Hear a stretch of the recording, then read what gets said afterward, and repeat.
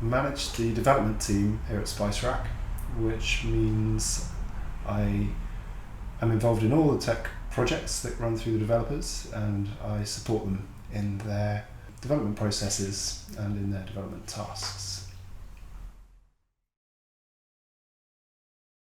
I like putting out really excellent web content that gets seen by a lot of people. I like the fast-moving world that we work in. I like the fact that things are always changing and new ways of doing things are always evolving. And I love working with other developers. I think they're a very interesting group of people with a interesting mindset.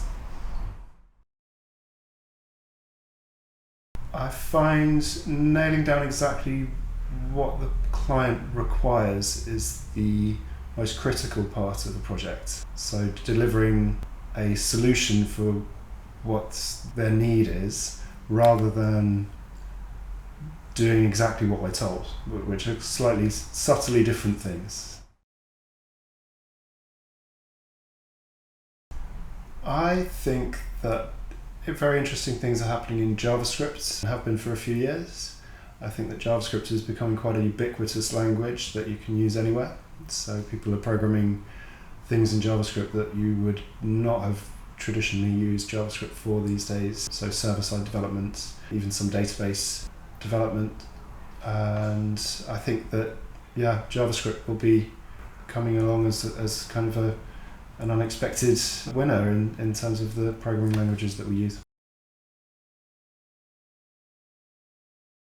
I read a lot of press, so I look at news sites and see what companies are doing and what the big companies are pushing and what promotions they're trying to push through.